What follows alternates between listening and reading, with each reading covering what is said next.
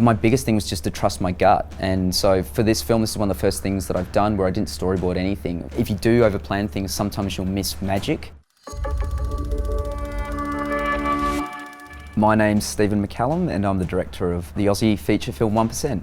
It's kind of Macbeth set in an outlaw motorcycle club.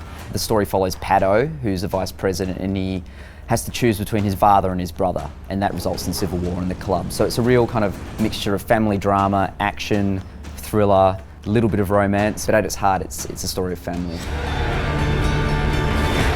asked me to look after things. I have done what you asked. It's different now.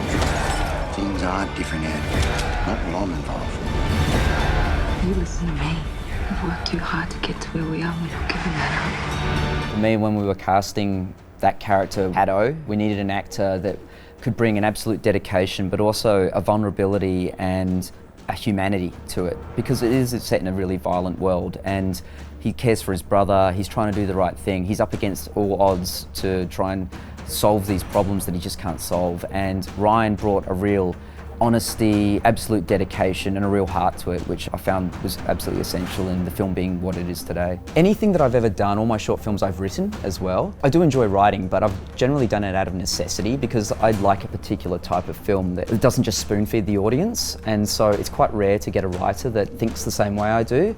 Matt Nable in the film plays Nuck, who's the main villain, but he also wrote the script, and when I read Matt's script I was like, there's something in this that really connects with me, and I think I could do a really great job bringing my voice and my vision to this world and this story. There could be some hesitation in going, what's it going to be like working with an actor who's also written the script? Will they resist? Will they be difficult to work with? But really, honestly, I couldn't have had more support from Matt. He was really wonderful at handing the script over so I could do my job and allowed me to change dialogue, improvise with the actors, which is what I love to do, and to bring freshness and authenticity to the performance, and he wanted that as well. So it was a really wonderful partnership in that regard. You need to take charge as soon as you get out. I am in charge. I don't trust him. He gets out after 3 years and you just hand everything over to him? I'm back.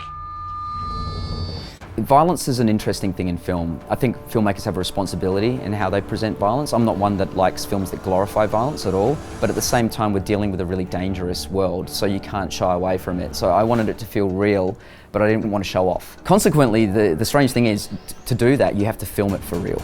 So for instance, with the cinematographer, Shelley Farthing-Dawe, who's incredible, we'd never worked together before, but I'd interviewed over 20 cinematographers for that role, and he was the one that just really got what I wanted to do with the 360-degree set, having the camera as part of the story and moving fast and lighting fast. He just absolutely nailed that, and so that's how the relationship worked. So 360-degree set means that we create a set where there's no lights around, it's all practical. So you're filming in an environment where you can turn the camera in any direction. You're not going to see crew or cast that aren't supposed to be there.